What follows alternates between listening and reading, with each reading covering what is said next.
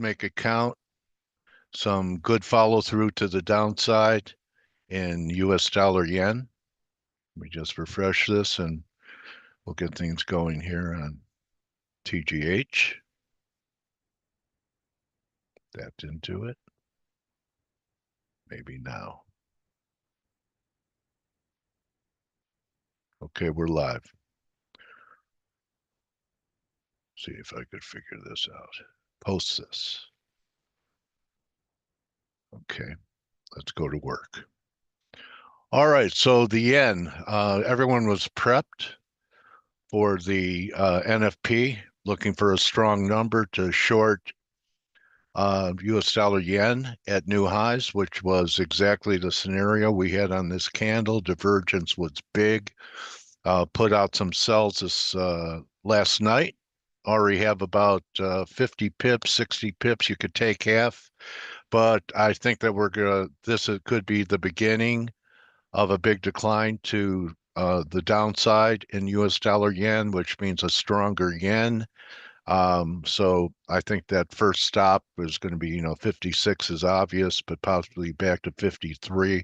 I just want you to keep the big picture in mind, and we'll see what the BOJ does. But on the weekly, this is still a failing rally from the big break that we had last year. And so we could end up with something like this from here, or even a fib extension of this. So you're not late if you didn't sell the top.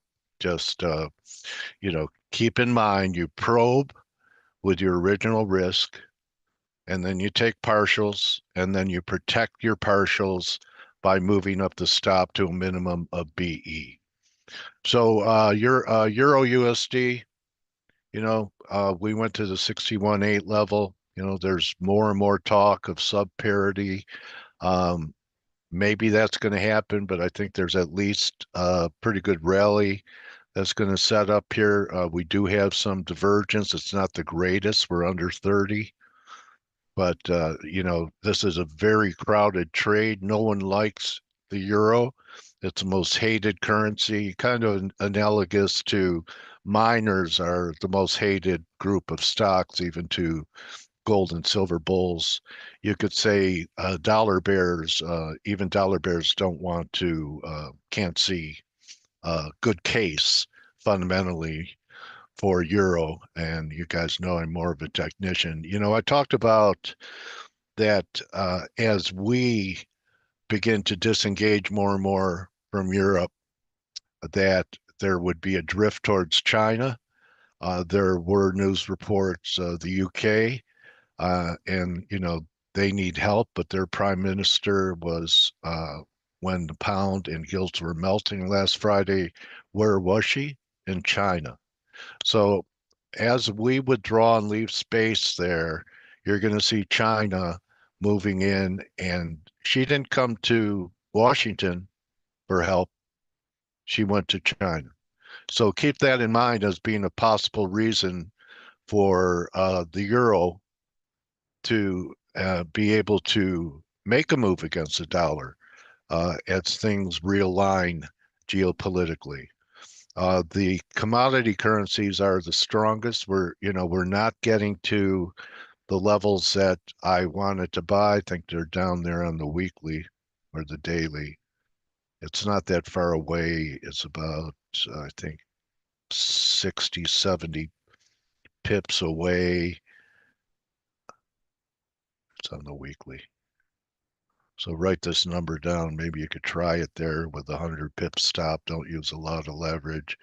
But here's a number, 60.56. So, still 100 lower here. And, Canada, I still think, can make a move towards new highs in the next several days, coming off a little bit. And it could be a failing rally, but we'll see. It's hard for me to accept that the algos are going to let Canada break without taking out the stops over this high.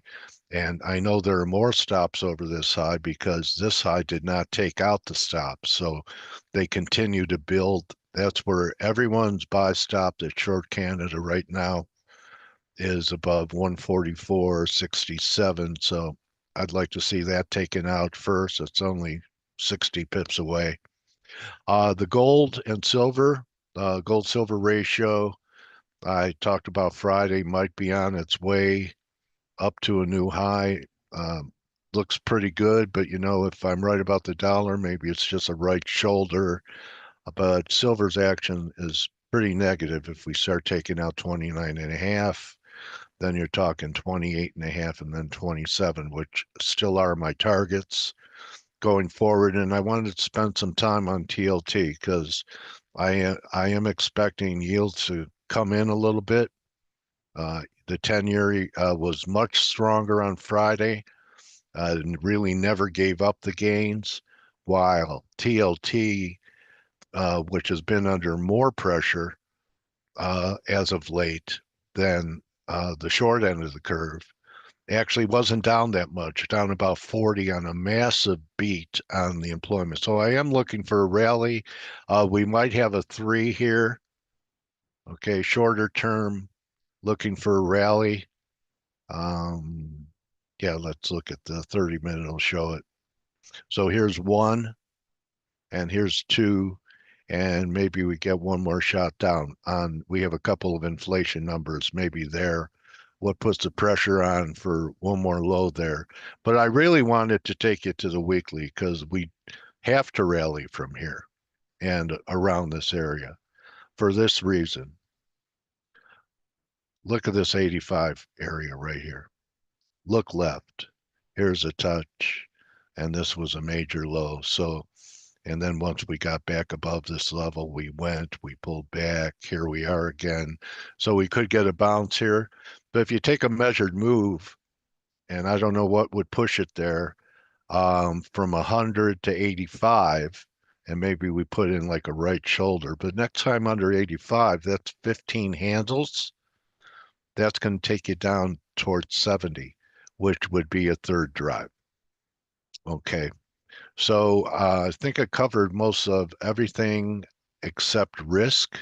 Guys know I'm bearish, and we did, try and rally intraday on Friday, but really was unable to. Still looking, here's the breakdown. So you could probably stay with it here. I know a lot of people are I talked about major levels. We're not quite there yet. Um, but this could be a massive top. And we just interviewed Joseph Wang, who used to be at the Fed, and he's looking for a swoosh sometime here, I think in the first quarter. So there will be rallies, but I think there's more left on the downside in risk. Nvidia is going to be sharply lower. In fact, everything's open. So we have some earnings in the banks. So maybe the banks can save the market right now. Yeah, here's your Bank of America. So maybe this will save it. We have a breakdown in Bitcoin. I thought we might get up to 98, but this is a breakdown. And coincidentally, this is where the measured move goes to. Not coincidentally, but you just take a measured move of this, and it takes it back down to 70, which is a 50 week, and the breakout of this big bull flag. So, this is saying liquidity. There's some issues with liquidity. Financial conditions are tight with a strong dollar and rising yields. But I do see the potential of things easing. Whether it's going to help for more than a day or so, the real test is going to be is when the dollar starts to sell off, if risk responds to it. And those are my thoughts for today. Those are my calls. I'll see you in the room, and be patient. It takes time for distribution to take place, but let's see if we could get a reversal week to the downside. The 2-week reversal comes in at 108.92. That's about 80 points from here. We have a full moon today. It's called the wolf moon. So let's see if the wolf can gobble up some dollar bulls and shake them out. I'll see you tomorrow with Mike. Remember, don't just count your pips, count your blessings. You got stopped out today. Why don't you think about the people whose lives were burned away in Southern California that would love to have only lost a little money today? Keep things in perspective. And the most important word is next. Don't dwell, do your work, and don't make the markets challenging. Challenge the markets.